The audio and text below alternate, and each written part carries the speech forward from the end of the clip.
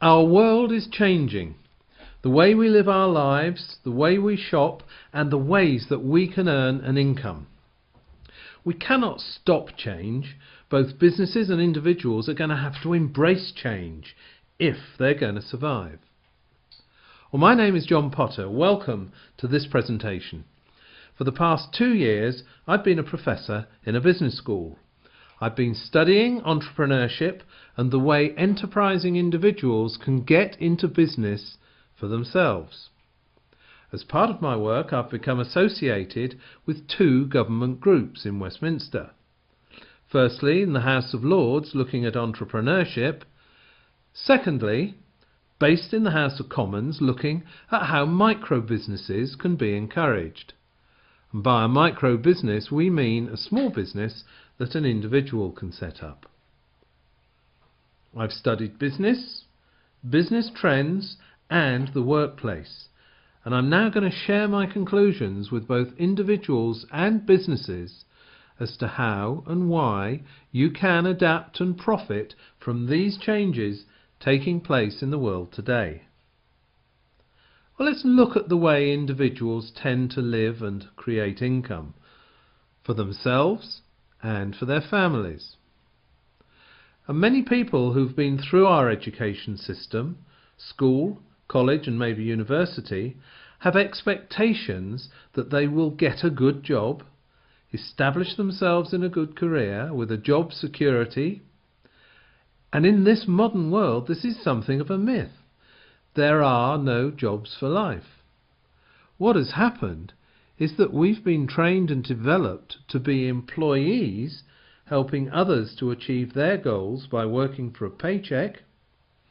And what happens is that many people end up retiring after 40 years of work almost broke. In fact, it's been estimated that less than 5% of people are financially comfortable when they retire. Well, the challenge for the future is that many of the jobs that people hope to get just will not exist.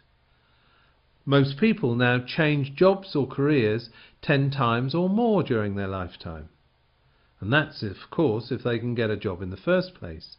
And it's a sad fact that many graduates leaving university go straight on the dole along with the rest of the lost generation. Entrepreneurship and setting up a micro-business is one of the best options for anyone looking to gain control of their life and income. Many people are deterred from going into business for themselves for a number of reasons.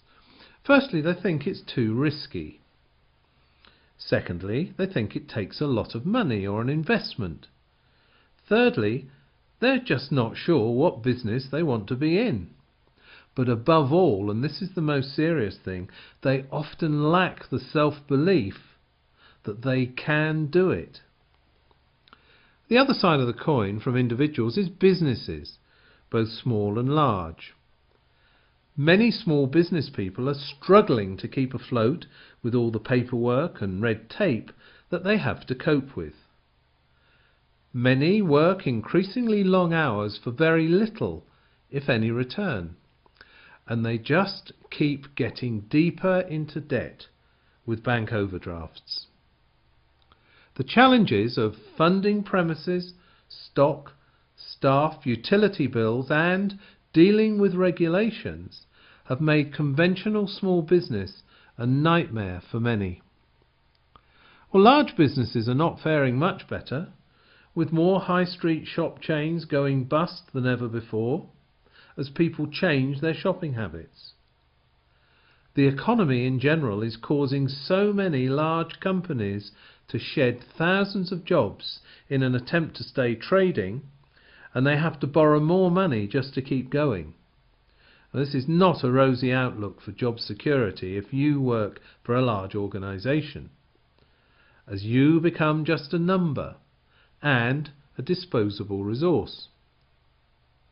So what options are there for individuals and those small business entrepreneurs who want to create a stable, long-term income and have a greater degree of control over their own financial destiny?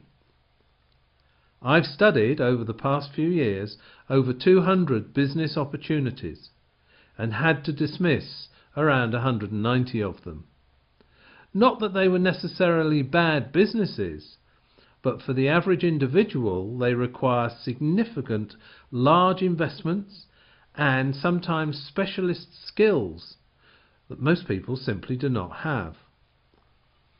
I looked at what remained and then applied what I believe are the essential ingredients in a business to make it viable. Firstly, it should be financially stable. Secondly, preferably global. And thirdly, have a high consumable product or service. Fourthly, and most important, it should be something ethical that you can be proud of and something that benefits society. Having taken into account all of these factors, the industry that stands out as just getting started, and that is becoming a huge global industry, is the wellness industry, as we strive to live longer, feel better, and look fantastic. It's a sad fact that we often spend more money on average on the last 10 days of a person's life than we spend in keeping them in good health throughout the earlier part of their life.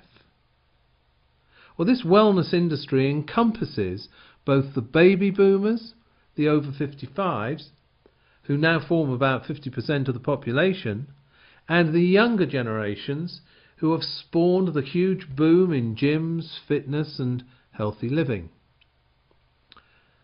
Now, I'm often asked a question: which company is making the greatest contribution to the wellness industry? And I've come to the conclusion that company is Forever Living Products. This is a company that's cash rich and debt free, and that's something that's almost unheard of in the business world today. It trades in over 150 countries worldwide and is highly respected for its support and training, being awarded Investors in People Gold in the UK and having been elevated to the position of champion status. And only a handful of companies have achieved this.